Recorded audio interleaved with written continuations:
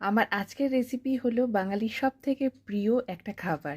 দেখেই বুঝতে পারছো, শুক্তো। তাহলে আজকে আমি অনুষ্ঠান বাড়ির মতো করে শুক্তো বাড়িতে বানিয়েছিলাম, তারই রেসিপি তোমাদের সাথে এখানে শেয়ার করব। আবার প্রথমে 1 চামচ মৌরি আর 1 চামচ রাঁধুনি মশলাকে এখানে আমি ভেজে নেব, মানে বিনা তেলে জাস্ট একটুখানি ফ্রাইং প্যানে। অন্যদিকে পেস্টের জন্য নেব 1 টুকরো আদা, একটা লঙ্কা, হাফ চামচ মতো রাঁধুনি মশলা, 1.5 চামচ মতো কালো সর্ষে আর 1.5 চামচ মতো পোস্ত। এটাকেও বেটে রেখে নেব। আর 1.5 চামচ মতো আমি 5 ফোড়ন নিয়েছি।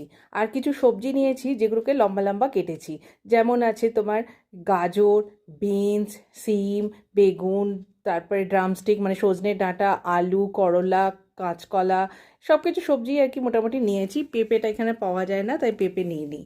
আর এখানে আমি বড়িটাকে প্রথমে ভেজে নেব। আমি বিউলির ডালের বড়ি নিয়েছি, তো বড়িটাকে উঠিয়ে নেব। তারপরে কাঁচকলাটাকেও ভেজে নেব। কাঁচকলা, বেগুন আর করলা, এই তিনটেকে আমি আলাদা আলাদা করে ভেজে নিয়েছি। তারপরে বাদবাকিগুলোকে একসাথে ভাজবো। তো এই করলাটাকেও ভেজে উঠিয়ে নেব।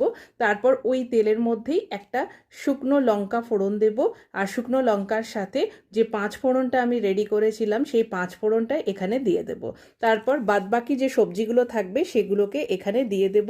আর পরিমাণ মতো নুনটাকেও দিয়ে দেব।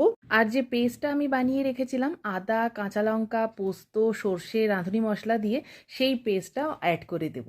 তারপর পরিমাণ মতো জলটা দিয়ে দেব। তারপর ঢাকা দিয়ে লো টু মিডিয়াম আঁচে শুক্তোটাকে পুরোপুরি সেদ্ধ করে নেব।